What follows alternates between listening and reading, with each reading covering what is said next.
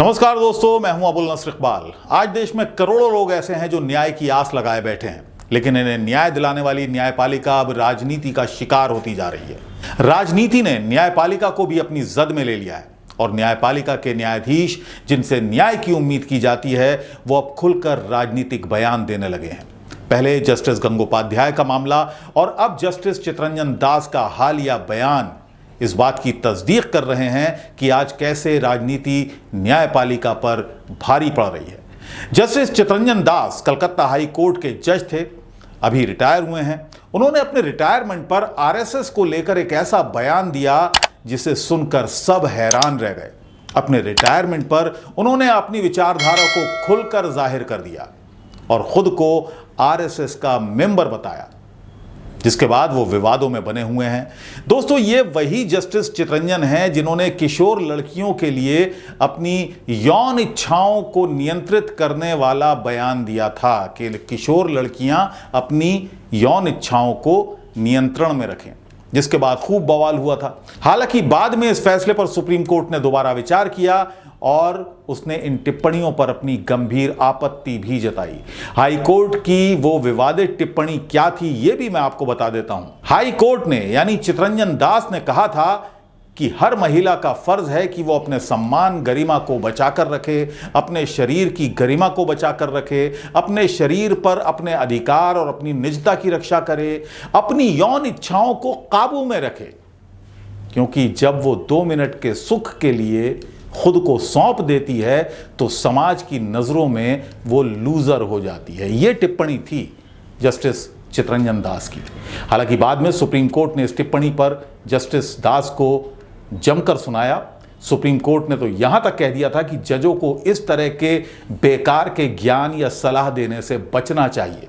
Supreme court ने इस टिप्पणी को गैर जरूरी और आपत्तिजनक भी बताया था। ऐसे में अब जस्टिस चितरंजन दास आरएसएस वाले बयान को लेकर एक बार फिर से विवादों के केंद्र में आ गए हैं। उनके इस बयान के बाद जब उनसे सवाल पूछा गया कि क्या वो बीजेपी ज्वाइन करेंगे, तो उन्होंने क्या कहा, जरा ये भी सुनने लायक है।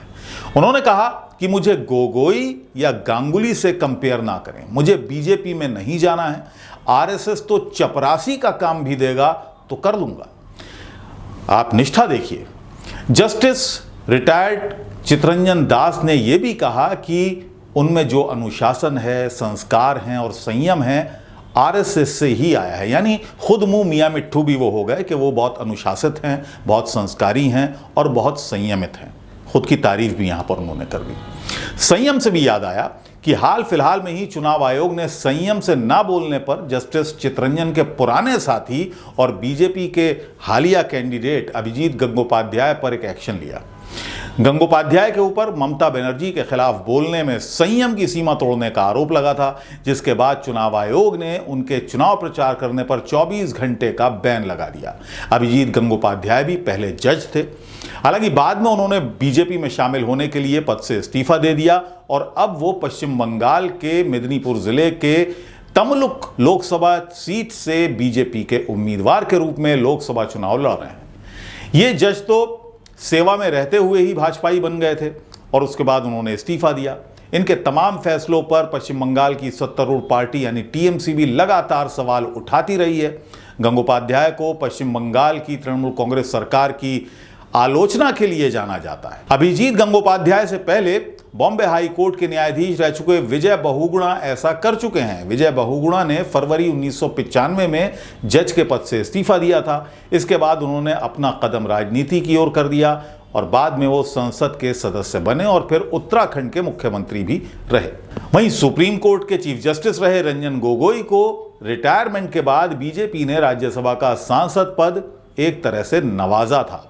ये वही जस्टिस गोगोई हैं जिनकी अगुवाई वाली बेंच ने अयोध्या में बाबरी मस्जिद की जगह पर राम मंदिर बनाने के लिए जमीन सरकार को सौंपी थी या ट्रस्ट को सौंपी थी। यानी आरएसएस और बीजेपी का राम मंदिर का सपना जस्टिस गोगोई की वजह से ही पूरा हुआ था। हालांकि अपने फैसले में जस्टिस गोगोई की बेंच ने लिखा था कि अयोध्या में बाबरी मस्जिद को गलत तरीके से और गलत गिराया गया, लेकिन चूंकि करोड़ों लोगों की आस्था का सवाल है तो मस्जिद की जगह मंदिर बनाने के लिए जमीन सरकार को सौंप दी जाती है या ट्रस्ट को सौंप दी जाती है। सरकार एक ट्रस्ट बनाकर मंदिर बनाने की जिम्मेदारी ट्रस्ट को सौंपे। उसके बाद जो हुआ वो आप सब जानते हैं। इतना ही नहीं, राफेल मामले में जस्टिस गोगोई ने केंद्र सरकार को क्लीन चिट दे दी थी, जिसके बाद विपक्ष ने उन पर बीजेपी के लिए काम करने का आरोप भी लगाया था। जस्टिस गोगोई के अलावा पंजाब और हरियाणा हाईकोर्ट के मुख्य न्यायाधीश रह चुके एम रामा जोइस भी रिटायर होने के बाद राज्यसभा के सदस्य बने। वो 2002 से 2004 तक झारखंड और बिहार के राज्यपाल भी रहे, और वो भी राष्ट्रीय स्वयंसेवक संघ यानी आरएसएस से जुड़े थे। दोस्तों, ऐसे कई नाम हैं जिन्होंने न्यायिक सेवा के बाद राजनीति का रास्ता चुना। मसलन न्यायमूर्ति K M. Hegde, justice B. Sadashivam, न्यायमूर्ति रंगनाथ मिश्रा, जस्टिस अशोक भूषण, न्यायमूर्ति मोहम्मद हिदायतुल्ला, जस्टिस बहरुल इस्लाम, न्यायमूर्ति एस. अब्दुल नजीर। इन सब ने जुडिशरी से सीधे राजनीति में एंट्री मारी।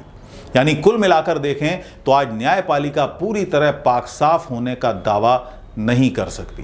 बीजेपी के शासन में जज खुलेआम एक विचारधारा को समर्थन दे रहे हैं, लेकिन इन पर कोई उंगली नहीं उठी, किसी ने कोई सवाल भी नहीं किया। लेकिन अगर कल को कोई और जज ये स्वीकार कर ले कि वो मदरसे से पढ़ा है, मुस्लिम लीगी रहा है या जन्मजात कांग्रेसी रहा है, तो देश में तूफान आ जाएगा। आज देश में साफ साफ न्यायपालिका का राजनीतिकरण होता दिख रहा है।